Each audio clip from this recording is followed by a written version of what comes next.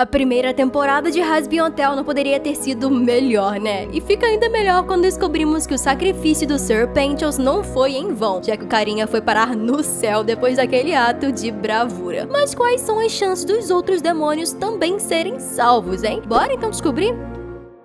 Fala, gente bonita, eu sou a Mia. E como não mencionar esse vídeo sem mencionar a própria Veg? Mas já vou avisando que o vídeo está recheado de spoilers, se foi avisado, hein? Então bora lá. Alright, come on. Bem, além de ser a melhor amiga e também a melhor namorada para Charlie, Veg apoia 100% a loira nas suas ideias de tentar criar um hotel que ajude os pecadores a se tornarem pessoas melhores. Tudo isso para impedir o extermínio feito pelos anjos do paraíso. Ela até fez um acordo com o demônio do rádio Alastor só para ajudar a Charlie com esse lance do hotel. Uma ação muito nobre por parte da Veg. Mas diferente dos outros, a garota não é um demônio. Na verdade, ela é um anjo. Ou melhor, era um anjo exterminador, que se recusou a matar uma criança em defesa, sendo largada no inferno sem as suas asas e um dos olhos. Mas como visto no episódio 7, Veg estava fazendo de tudo para se tornar uma pessoa melhor e até aprender a como matar os anjos. E por causa dessa enorme determinação de proteger as pessoas que ela ama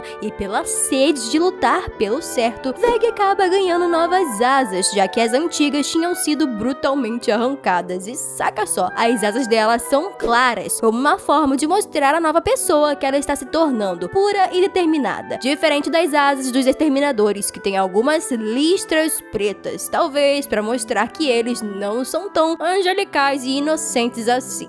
Isso explica muito. E isso já é um grande passo para a redenção da Veg, não acham? Acho que é quase certo que futuramente a garota irá morar com os anjos. Tipo, literalmente, tá? Foi mal a piadinha. Rose. Gente, como pode uma mulher ser uma das soberanas do inferno, a líder dos canibais, e ainda ser toda fofa e graciosa? É até irônico, né? Sem contar que a Rose parece ser uma figura materna e tanto pra Charlie, já que a Lilith tá pouco se lixando pra filha. E o mais incrível é que ela ainda é amiga do Alastor, o cara que é o demônio do rádio. Olha que loucura. A tia Rose é basicamente a Mary Poppins do inferno. Fala pra tia Rose do que você precisa. Com toda aquela alegria e agitação e essa vestimenta dos anos 30. E foi ainda mais legal quando ela se dispõe pra ajudar a Charlie na luta contra o extermínio. Claro que os canibais estavam doidos pra experimentar a carne dos anjos mortos, né? É o que eles fazem de melhor. Mas ainda assim a Rose quis ajudar a Charlie nessa parte, mesmo sabendo que numa guerra muita gente nem volta pra casa. E de bônus, a Rose ainda foi super fofa com a loira, ouvindo o problema que a garota tava passando, que nem uma tiazona mesmo. Será que a Rose era uma psicóloga quando ainda era viva? Só Lucifer sabe. Ah, e não vamos esquecer que no episódio 8, a Rose ficou sabendo que a Charlie, junto daquele exército de canibais, conseguiu vencer a guerra contra os anjos, impedindo o extermínio dos demônios. Se a notícia que o Sir Pentious foi redimido chegar nos ouvidos da Rose, quem sabe ela não deu uma chance de tentar se redimir dos seus maiores pecados também, principalmente o de ter tentado devorar o seu marido. Ela só não fez porque ele tinha um gosto ruim mesmo. Muito ruim. Carmilla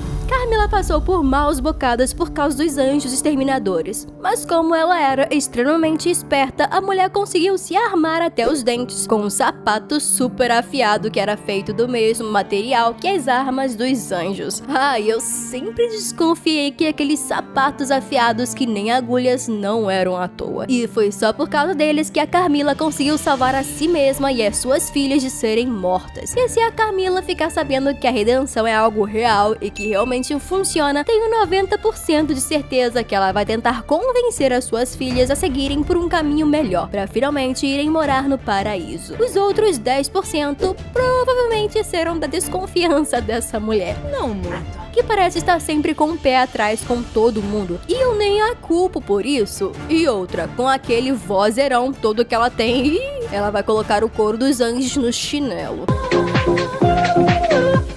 Você também acha acha isso? Então que tal deixar aquele like bonito que tanto ajuda o canal, hein? É totalmente de graça e você ainda leva melhor. Cherry Bomb. Se tem uma alma no inferno que adora uma bagunça, essa é a Cherry. A garota não se apega a ninguém, adora uma baderna e vive enchendo a cara nas boates. É até difícil que uma pessoa como ela poderia se redimir, né? Mas depois que o Serpentos lasca um beijão nela, a Cherry parece querer dar uma chance pra ele. O problema mesmo é que o cara foi morto pelo Adão em questão de segundos. Eu ri muito nessa cena, mas também fiquei triste. Também penso que ela possa acabar mudando certas atitudes ruins por influência do Angel e do Husky, que estão tentando se tornar pessoas melhores. Ou quem sabe ela queira mudar depois de saber que o Serpentos foi morar no paraíso depois de ter se sacrificado pelos seus amigos e pelo hotel da Charlie. Mas isso é só um palpite mesmo. Se você tiver outro pensamento sobre a Cherry, fique à vontade para compartilhar a sua ideia. Tá de boa.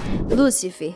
Desde o primeiro episódio, já nos foi mostrado que Lúcifer era um dos anjos que morava no paraíso, um sonhador nato que era apaixonado por toda essa coisa da criação do mundo e da vida. O problema é que os outros anjos não viam essa qualidade dele como algo bom, possivelmente com medo dele influenciar o pensamento dos outros anjos. Aí, por causa disso, os anjos não deixaram Lúcifer participar da criação do mundo, praticamente excluindo o carinha de tudo.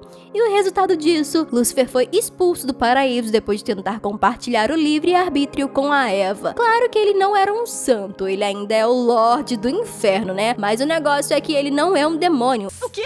Por quê? E sim um anjo, que nem a Veg, a namorada da Charlie. Ele não parece morrer de saudade pelo céu, mas deu pra notar que ele não é mais o mesmo Lúcifer de antes. Até porque ele deu uma bela surra no Adão, e foi por uma boa causa. Mano, eu espero que ele seja redimido na segunda temporada pra esfregar na cara daqueles anjos que foram idiotas com ele. Exagerei um pouco, né? Mas sério, vocês acham que ele também vai mudar? Escrevam aqui embaixo nos comentários a opinião de vocês quanto a isso, ok? Tô doida pra ver. O Husky.